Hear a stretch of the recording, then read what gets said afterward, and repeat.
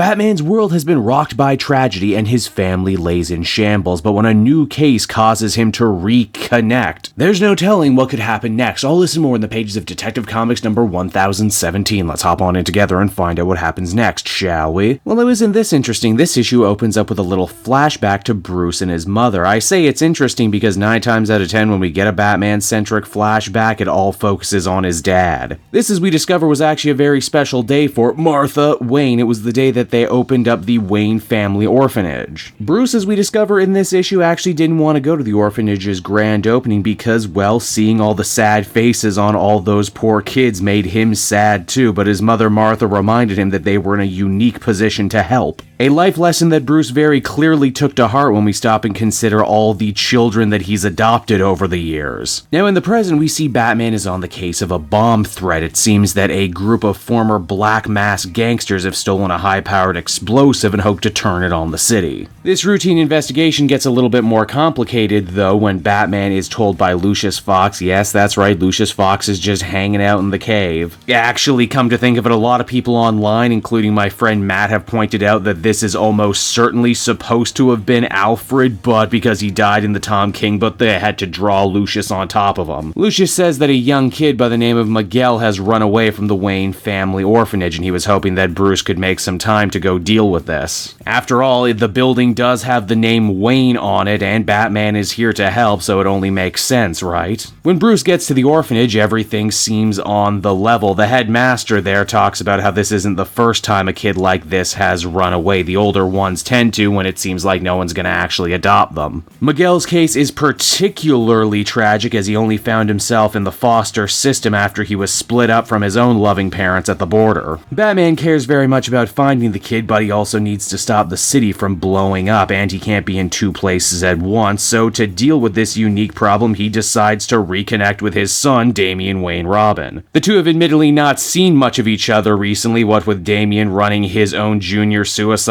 squad, keeping criminals in a private gulag, torture, you know, that sort of stuff. And then you got Batman, who hasn't had time for his son because he's been doing, well, pretty much whatever the hell he's been doing over in Tom King's Batman. It doesn't make much sense, and I doubt it ever will. Batman says that, well, he could probably find the kid on his own. He doesn't want this runaway to think he's in trouble, and when you have the big scary Batman breathing down your neck, it's pretty easy to think you may have done something wrong. So Damian's gonna have to run point on this one while Batman deals with the Black Mass gang. It takes a while, but both are ultimately successful. Batman manages to defuse the bomb, and Robin finds the kid. Sadly, he's been on the street for a while and he's damn frozen near to death. Batman says he'll take the kid to the hospital and take care of things from here, but Damian, in what must be a Christmas miracle, his heart grows 3 sizes and says he wants to see this through to the end. And you know what? This kind of heartwarming wholesomeness doesn't stop there. The kid says the Batman isn't so scary in person and that his favorite hero was always Superman, only for Batman to come back and say, yeah, Superman's my favorite too.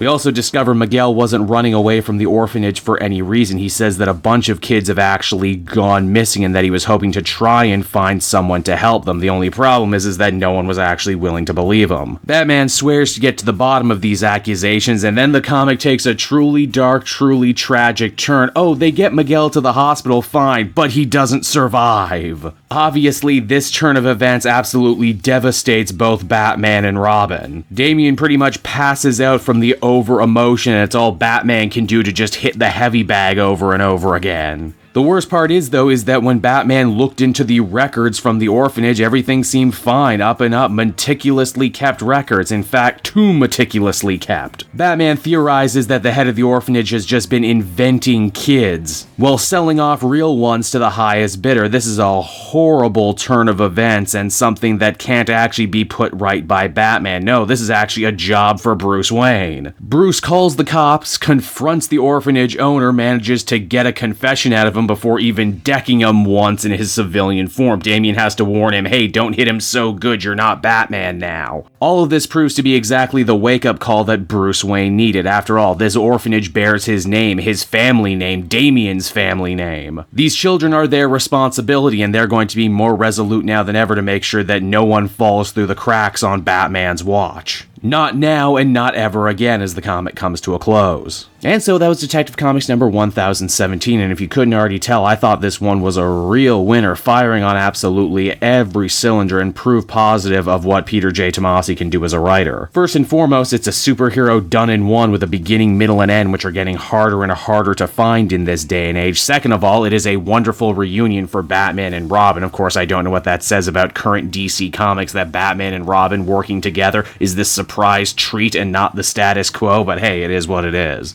It's a comic that in such a short amount of time reminds us, hey, this is why you like Damian Wayne. Sure is sad what's been happening to him in other books. Hey, this is Batman at his most selfless. Isn't this a nice little antidote to how self-obsessed he's been acting in other books? I certainly feel so. Overall, I would give this one a 9 out of 10. This was a truly emotionally effective story. And honestly, as we reach the end of 2019, I'll even go as far as to say this might be one of my favorite Batman books I've read all year, and I've read a lot of them.